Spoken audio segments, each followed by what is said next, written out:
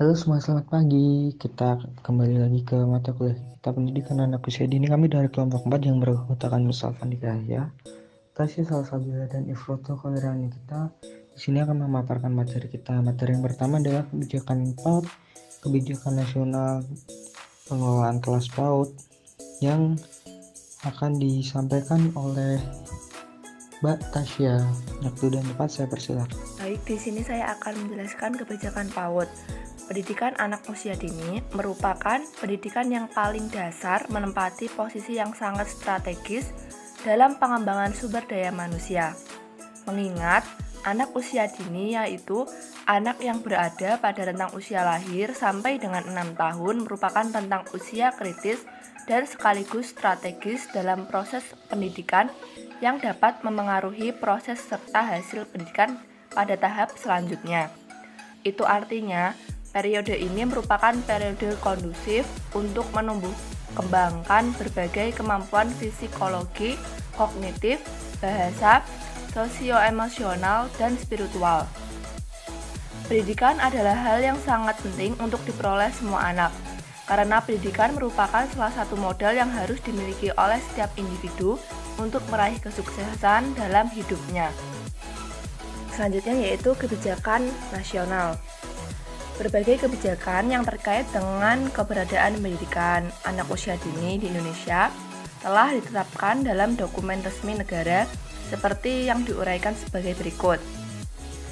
Pada pembukaan Undang-Undang Dasar Republik Indonesia 1945, terdapat kutipan yang berbunyi, kemudian daripada itu, untuk membentuk suatu persatuan negara Indonesia yang berkedaulatan rakyat, mencerdaskan kehidupan bangsa, dan ikut melaksanakan ketertiban dunia yang berdasar kemerdekaan, perdamaian abadi, dan keadilan sosial.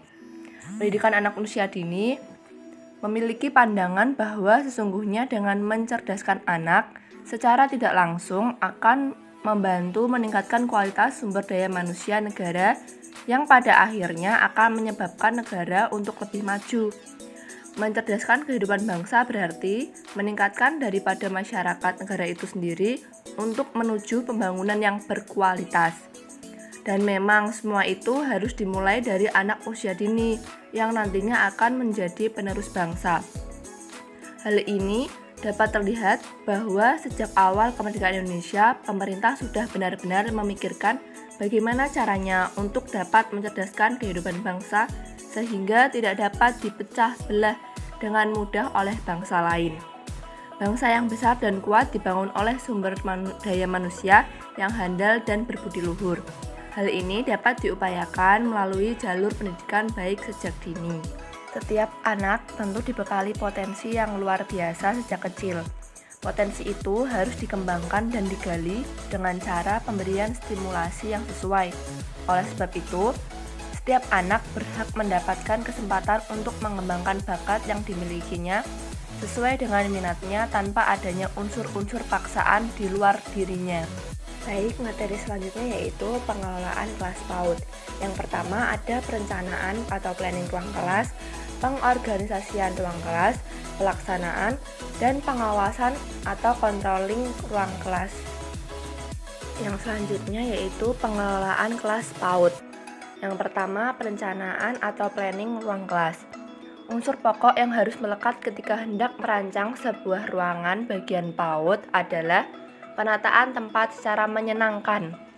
Hal ini bisa dilakukan dengan cara mewarnai ruangan kelas agar terang dan bersuasana riang karena disukai oleh anak-anak. Namun demikian, warnanya sebaiknya tidak terlalu ramai karena perhatian anak akan mudah teralihkan saat memasuki jam pelajaran.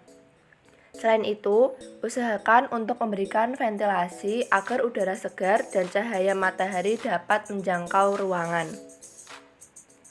Dalam membuat rancangan, guru perlu menjadikan kelas sebagai lingkungan belajar. Usahakan sejauh mata mereka memandang. Hal yang dilihat anak didik adalah objek pelajaran. Sebagai contoh, pada dinding kelas atau di atas papan tulis diukir dengan berbagai gambar yang berhubungan dengan pelajaran, seperti huruf abjad, nama dan gambar pahlawan, dan sebagainya. Papan tulis yang ada di depan ruangan kelas diletakkan sesuai kebutuhan agar mampu dijangkau anak didik. Pastikan alat tulis selalu tersedia agar anak bisa mengeksplorasi imajinasi dan menuangkan kreativitasnya di papan tulis. Hal seperti itu akan mempermudah para guru memantau perkembangan si kecil. Yang selanjutnya yaitu pengorganisasian atau organizing ruang kelas. Pengorganisasian merupakan tahap kedua dalam proses pengelolaan ruang kelas. Allen dalam Mutahar 2013-46 mengemukakan bahwa pengorganisasian sebagai proses penentuan dan pengelompokan pekerjaan yang akan dikerjakan. Pertama, tempat duduk peserta didik. Formasi tempat duduk peserta didik sudah bervariasi. Formasi tempat duduk yang digunakan adalah formasi tradisional, formasi kelas bentuk U, formasi meja pertemuan dan formasi lingkaran. Wiane 2013 mengemukakan bahwa pengaturan tempat duduk peserta didik sangat mempengaruhi keberhasilan peserta didik. Pengaturan tempat duduk harus bervariatif. Yang kedua, pengaturan media pendidikan. Media pendidikan yang tersedia adalah papan tulis, buku pelajaran, media gambar yang diambil dalam buku tema, gambar burung Garuda, gambar presiden dan wakil presiden, media berupa tanaman hidup, poster-poster pendidikan. Untuk penempatan media pendidikan ditempatkan di tempat yang mudah dilihat oleh peserta didik dan mudah diambil apabila diperlukan. Yang ketiga yaitu pelaksanaan. Lingkungan harus diciptakan sedemikian menarik dan menyenangkan dengan memperhatikan keamanan dan kenyamanan anak dalam bermain. Menciptakan suasana kelas yang aman dan nyaman dapat dilakukan dengan membuat display yang menarik agar tercipta kelas yang indah dan menarik. Harus ada kerjasama yang baik antara rumah dan sekolah agar tercipta suasana yang nyaman dan aman di lingkungan anak untuk mengembangkan potensinya. Sekolah harus terjaga kebersihan, keindahan, dan keamanannya dengan menata kemudian membuat display indah hasil karya anak. Keberhasilan proses pendidikan dapat terlihat dari perubahan perilaku yang positif pada anak. Penciptaan dan pemeliharaan kondisi belajar dilakukan guru dengan menunjukkan sikap tanggap, membagi perhatian secara visual dan verbal, memusatkan perhatian kelompok, memberi petunjuk-petunjuk yang jelas, menegur dan memberi penguatan kepada anak. Yang keempat yaitu pengawasan ruang kelas. Pengawasan merupakan tahap akhir dalam proses pengelolaan ruang kelas supaya hasilnya efektif dan efisien. Guru menelusuri kekurangan atau hambatan serta kesesuaian pengelolaan kelas yang sudah berlangsung dengan harapan guru. Apabila ditemukan ketidaksesuaian dalam pengelolaan kelas, guru melakukan pengecekan. Pengecekan yang dilakukan guru adalah dengan introspeksi diri, membandingkan RKH dengan kegiatan yang sudah berlangsung maupun dengan berdiskusi bersama partner di kelas.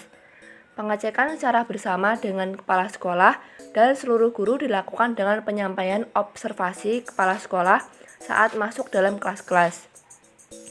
Apabila pengecekan sudah dilakukan, guru berusaha menemukan solusi atas kekurangan atau hambatan dengan cara pencarian. Selain berdiskusi dengan partner di kelas, guru berupaya mencari solusi setiap harinya dengan mencari alternatif pemecahan masalah. Saat evaluasi bersama, kepala sekolah bersama guru berdiskusi untuk menemukan solusi. Evaluasi tersebut rutin dilakukan untuk menilai tingkat pencapaian atas solusi yang sudah diambil. Penyimpulan dilakukan juga untuk mencari solusi baru apabila solusi yang sudah diambil sebelumnya belum berhasil. Oke, tadi ada materi yang disampaikan oleh Natasha. Saya harap teman-teman bisa memperhatikan dengan baik ya. Untuk selanjutnya, itu adalah materi tentang pengelolaan pembelajaran PAUD. Lalu ada materi penilaian dan pelaporan yang akan disampaikan oleh Mbak Ivro. Untuk waktu dan tempat, saya persilahkan. Nah, selanjutnya pengelolaan pembelajaran pendidikan anak usia dini. Sistem pengelolaan pembelajaran pendidikan anak usia dini meliputi kegiatan belajar mengajar, menelaah kalender pendidikan, dan pengaturan jadwal pembelajaran. Ketiga hal tersebut merupakan hal-hal yang saling berkaitan dan tidak dapat berdiri sendiri, karena akan berpengaruh pada perencanaan, pelaksanaan, dan evaluasi pembelajaran di kelas. Pengelolaan pembelajaran di tingkat manapun memiliki fungsi untuk memudahkan pengelolanya dalam mencapai tujuan pendidikan, baik secara umum yang tertuang dalam peraturan pemerintah atau undang-undang pendidikan yang berlaku. Nah, artinya dalam melaksanakan pengelolaan pembelajaran diperlukan perencanaan yang baik. Pelaksanaan pembelajaran yang sesuai dengan rencana dan pengawasan yang diwujudkan dengan sistem penilaian yang objektif, jujur, dan menurut standar penilaian ditetapkan sebelumnya. Dalam acuan menu pembelajaran pendidikan anak usia dini disebutkan bahwa pedoman penyelenggaraan pembelajaran meliputi penyusunan rencana kegiatan yang akan dilakukan selama 1 tahun. Kegiatan tersebut berkaitan dengan menetapkan tahap perkembangan, indikator kemampuan, menetapkan konsep pengetahuan yang akan dikenalkan, menetapkan tema, menyusun rencana kegiatan pembelajaran, serta menyiapkan alat dan bahan. Nah, pada tahap pertama, pihak sekolah harus menetapkan tahap perkembangan peserta didik. Pihak pengelola harus memahami perkembangan kelompok anak yang mereka bina. Hal itu dikarenakan anak usia dini memiliki karakteristik yang khas, baik secara fisik, psikis, sosial, moral, dan sebagainya. Masa kanak-kanak adalah masa pembentukan fondasi dan kepribadian yang akan menentukan pengalaman anak selanjutnya. Sebegitu pentingnya pada usia ini, maka memahami karakteristik usia dini menjadi mutlak adanya bila ingin memiliki generasi yang mampu mengembangkan diri secara optimal. Selanjutnya ada tahap kedua. Tahap kedua adalah menentukan indikator kemampuan. Nah, di dalam indikator kemampuan, para siswa akan diukur kemampuannya di aspek tertentu. Pengukuran tersebut dibuat rencana pembelajaran yang akan dilaksanakan untuk 1 minggu atau lebih, tergantung pada pencapaian kemampuan anak. Oleh karena itu, dibutuhkan adanya rencana kegiatan harian atau RKH, dan juga rencana kegiatan mingguan atau RKM. Nah, tujuannya sendiri agar kegiatan pembelajaran yang akan dilaksanakan dapat terlaksana dengan baik dan juga dapat diperoleh hasil yang maksimal. Selanjutnya ada tahap ketiga, yaitu guru harus menentukan konsep pengetahuan yang akan dikenalkan. Konsep pengetahuan berisi tentang materi kegiatan yang akan diajarkan. Isi konsep pengetahuan harus sesuai dengan tujuan dari lembaga yang bersangkutan. Metode belajar sambil bermain memang tepat diterapkan di pendidikan anak usia dini, karena bermain merupakan dunia anak dan media belajar yang baik untuk anak. Dan untuk metode pembelajaran yang digunakan harus sinergis dengan strategi belajar sambil bermain atau bermain sambil belajar, yang dikenal dengan nama Beyond Center and Circle Time atau BCCT.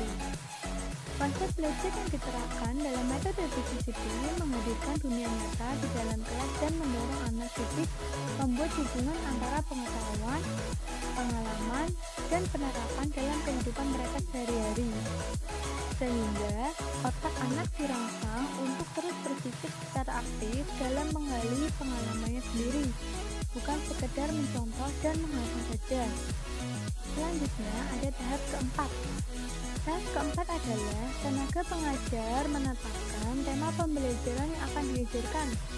Tema yang diajarkan dapat berkaitan dengan 8 sentra, yaitu sentra seni, persiapan, imsak, memasak, bahan alam, sains, main peran atau drama, balok, dan smooth.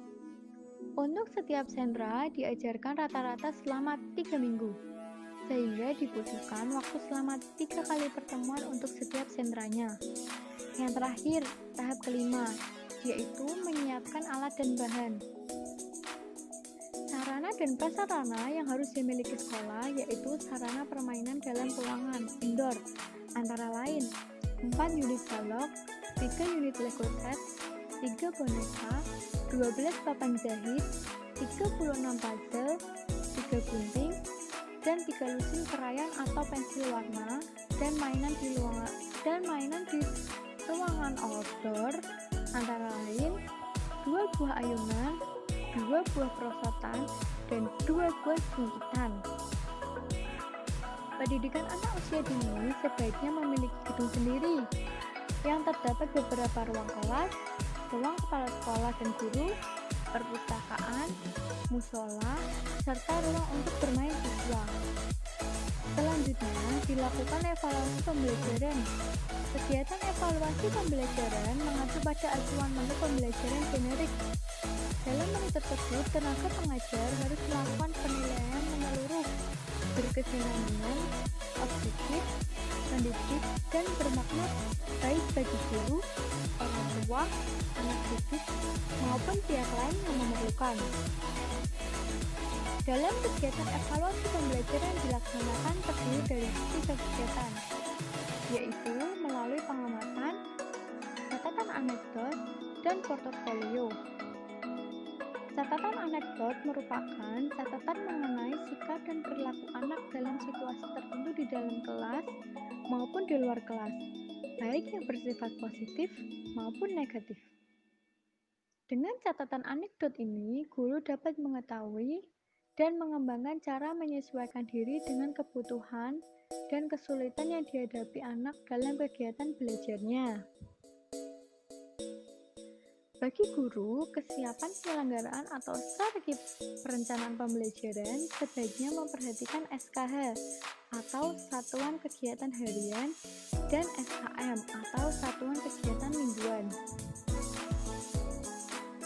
Jangan sampai yang diperhatikan hanya SKH saja, tetapi SKM tidak.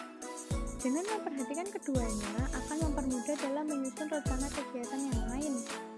Bagi pengelola, jumlah pertemuan untuk masing-masing kelas dengan frekuensi 5 hari dalam seminggu sebaiknya ditambah 1 hari lagi, sampai dengan hari Sabtu, walau hanya sampai jam 9 atau jam 10. Hal ini berhubungan dengan penanaman sifat dan karakter serta kedisiplinan agar anak tidak merasa kaget nantinya jika melanjutkan ke jenjang pendidikan yang lebih tinggi. Selain itu, diperlukan adanya kegiatan pertemuan dengan orang tua siswa secara periodik agar terjalin hubungan yang baik antara guru dengan orang tua dalam menyelaraskan persepsi tentang perkembangan anak.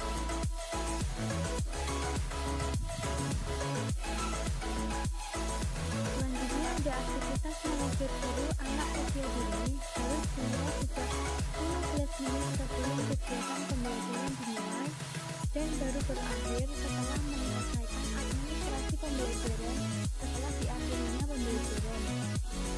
Aktivitas tersebut berupa menyambut peserta didik ke depan gerbang sekolah, melaksanakan pembelajaran, hingga mengantar peserta didik ke depan gerbang sampai anak tersebut dijemput oleh orang tua masing-masing.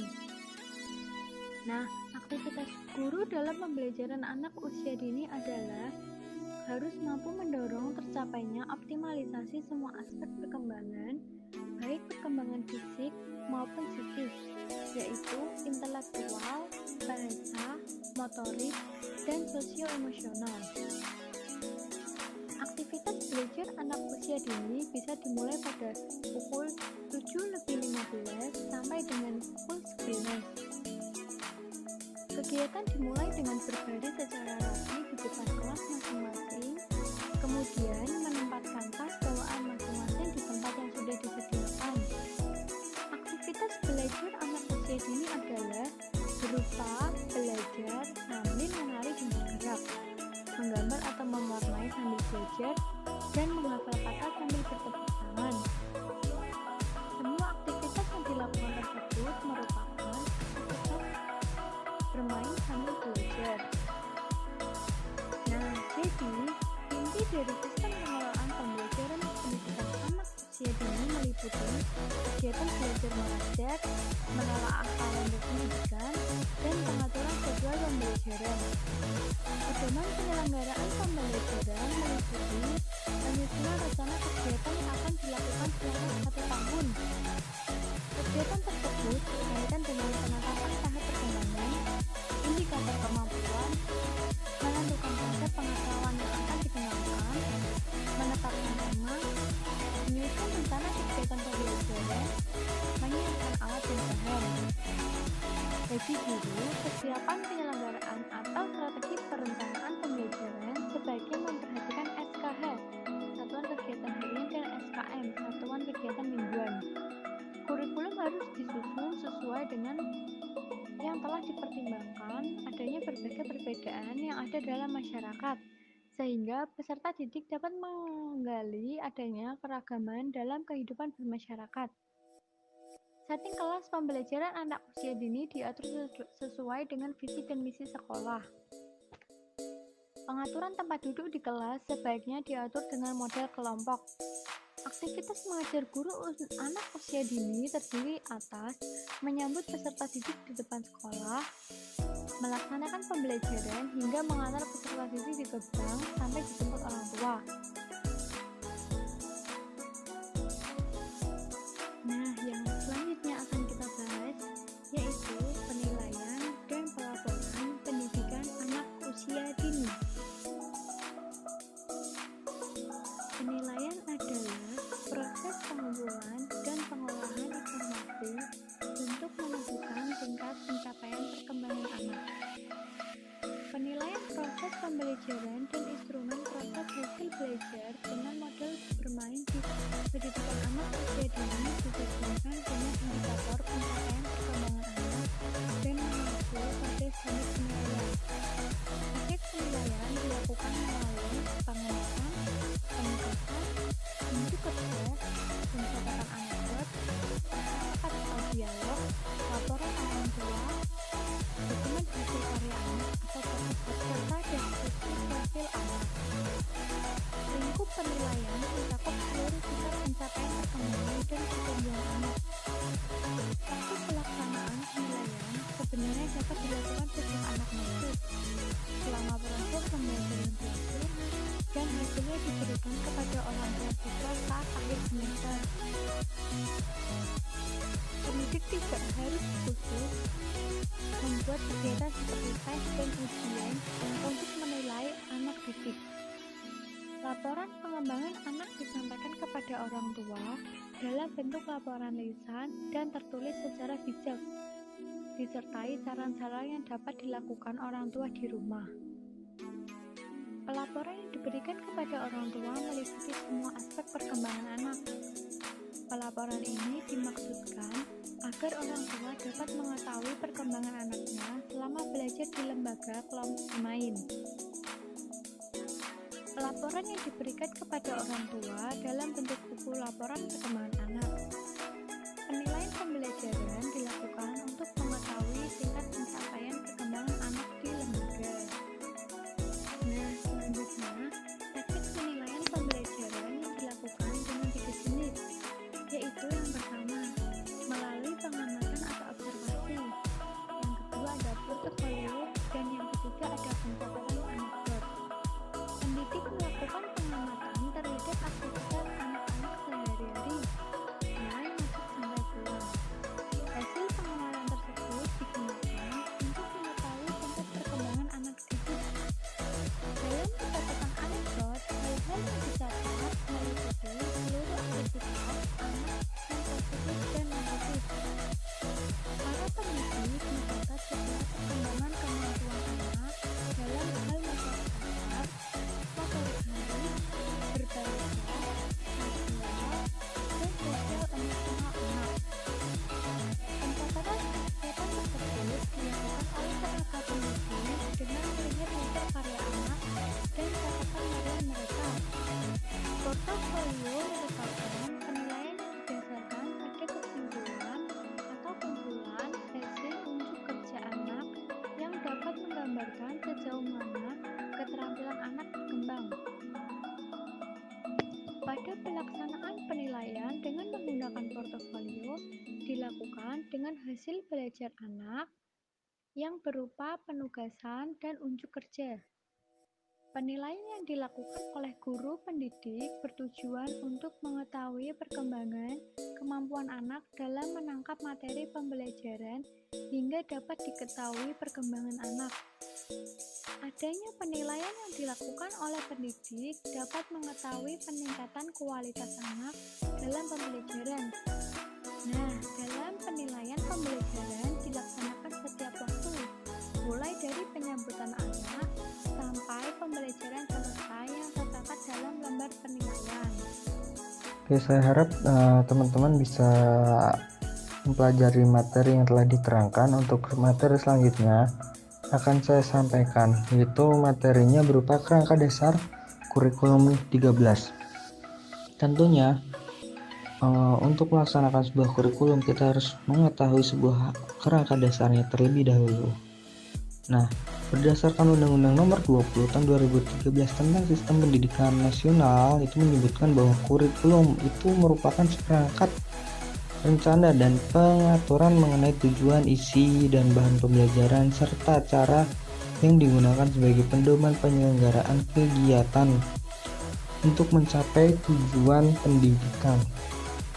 Pada dasarnya, secara mudah, kurikulum itu dasar dari RPP atau rencana pembelajaran yang akan kita terapkan di sekolah PAUD. Nah, kurikulum sendiri itu memandu guru untuk memenuhi seluruh aspek belajar yang digunakan untuk anak. Nah, kurikulum 2013 sendiri pada pendidikan anak usia dini bertujuan mendorong perkembangan peserta didik secara optimal melalui pengalaman belajar yang bermakna dan menyenangkan, sehingga anak mencapai kompetisi sikap, pengetahuan, dan keterampilan yang mendukung keberhasilan di sekolah pada PAUD ini. Pada kurikulum 2013 ini, pendidikan anak usia dini itu dikembangkan atas dasar pengkajian yang berlandaskan yang pertama filosofis, sosiologis, teoritis, psikologis, pedagogis, dan yuridis yang telah teruji secara empiris. Yang pertama itu ada landasan fisiologis. Di sini terdapat beberapa hal yang merujuknya. Yang pertama itu pendidikan karakter pada budaya bangsa untuk membangun kehidupan bangsa masa kini dan masa mendatang. Kurikulum 13 sendiri pada waktu itu mengenalkan pengalaman belajar dalam konteks budaya Indonesia yang menjadi latar belakang sekaligus konten dalam pembelajarannya. Lalu untuk yang kedua, peserta didik itu merupakan pewaris budaya bangsa yang kreatif. Kurikulum 2013 ini mengenalkan budaya bangsa sebagai milik kehidupan anak. Nah, anak itu diharapkan peduli, mengenal, dan menyayangi terhadap budaya bangsa sendiri. Yang selanjutnya yaitu adalah peserta didik merupakan pembelajar yang aktif dan memiliki talenta untuk belajar mengenai berbagai hal yang ada di sekitarnya. Pada kurikulum ini memfasilitasi anak itu untuk membangun pengalamannya melalui proses belajar aktif. Jadi anak diminta cenderung terlebih aktif agar dia mendapatkan pengalaman yang lebih real. Selanjutnya, proses pendidikan memerlukan keteladanan, pengayoman, dan terus-menerus secara keseimbangan hubungan sebagaimana yang telah dicontohkan oleh Ki Hajar Dewantara. Nah, guru itu sebagai teladan atau role play bagi anak dalam sikap dan berperilaku. Diharapkan itu guru menjadi contoh. Lalu yang selanjutnya, kegiatan pembelajaran dilakukan melalui bermain yang ditujukan untuk pengembangan seluruh kompetensi sikap spiritual, sikap sosial, pengetahuan, dan keterampilan. Untuk yang selanjutnya itu yang kedua, itu adalah landasan sosiologis. Pada kurikulum 13 ini itu dikembangkan dengan landasan sosiologis yang dimaksudkan bahwa dalam proses pembelajaran itu menyesuaikan dengan tuntutan dan norma-norma yang berperilaku pada masyarakat sekitar. Nah, pada kurikulum 13 PAUD ini itu mengangkat keanekaragaman budaya sebagai kekayaan budaya yang perlu dilestarikan dan dikembangkan. Lalu yang ketiga adalah Landasan psikologis pentagonis. Kurikulum 13 PAUD ini diterapkan melalui proses pembelajaran yang sesuai dengan perkembangan dan karakteristik anak usia dini yang telah kita pelajari pada psikologi perkembangan awal atau psikologi perkembangan 1. Nah, kita dapat melihat cara belajarnya, minatnya, maupun bakat yang dimilikinya. Guru juga harus mengetahui cara pola pembelajaran yang sesuai dengan karakteristik anak. Hal ini sangat penting untuk dipahami oleh guru bahwa anak-anak akan belajar dengan baik bila dilaksanakan dalam suasana yang menyenangkan. Guru diharapkan juga memahami tahapan perkembangan anak dan teknik pembelajaran yang sesuai. Seperti itu. Hal yang keempat adalah landasan teoritis. Kurikulum 13 pada pendidikan anak usia dini itu dikembangkan dari berbagai teori, yaitu yang pertama adalah teori perkembangan anak yang menyatakan setiap anak memiliki kecerdasan yang kompleks tergantung pada kecepatan perkembangan masing-masing. Yang kedua adalah teori perkembangan otak, bahwa jejaring antar sel neuron menentukan kemampuan dan kecerdasan berpikir seseorang. Tempat jejaring tersebut dibangun sangat cepat pada usia dini. Nah, di samping itu dinyatakan bahwa pembelajaran pada usia dini paling tepat dilakukan dengan cara melakukan langsung dengan benda nyata untuk perangsang sensitivitas penginderaan. Yang selanjutnya adalah yang ketiga, yaitu teori pendagonis yang menekankan bahwa anak belajar dalam kondisi lingkungan yang aman, nyaman, dan dapat merangsang keinginan anak untuk mencari tahu terhadap sesuatu. Nah, kurikulum 13 ini mengembangkan kompetensi dasar yang dicapai melalui pengalaman belajar yang seluas-luasnya bagi anak untuk mengembangkan kemampuan sikap, pengetahuan, keterampilan, dan diversitas dalam kebiasaan berpikir dan bertindak. Lalu yang kelima adalah berdasarkan Euridius. Nah, Euridius itu hukum ya. Yang pertama ada Undang-Undang Nomor 20 Tahun 2003 tentang Sistem Pendidikan Nasional. Yang kedua adalah Undang-Undang Nomor 17 Tahun 2005 tentang Rencana Pembangunan Jangka Panjang Nasional beserta ketentuan yang dituangkan Rencana Pembangunan Jangka Menengah Nasional. Yang ketiga adalah Peraturan Pemerintah RI Nomor 13 Tahun 2015 tentang perubahan kedua atas Peraturan Pemerintah RI Nomor 19 Tahun 2015 tentang Standar Nasional Pendidikan. Yang keempat adalah Peraturan Presiden Nomor 60 Tahun 2013 tentang pengembangan anak usia dini holistik integratif. Lalu yang kelima, Peraturan Menteri Pendidikan dan Kebudayaan Nomor 137 Tahun 2014 tentang Standar Nasional Pendidikan Anak Usia Dini. Yang keenam adalah Peraturan Menteri Pendidikan dan Kebudayaan Nomor 146 Tahun 2014 tentang Kurikulum 13 Pendidikan Anak Usia Dini. Peraturan Menteri Pendidikan dan Kebudayaan Nomor 160 Tahun 2014 tentang pemberlakuan kurikulum tahun 2006 dan kurikulum tahun 2013 pasal 7.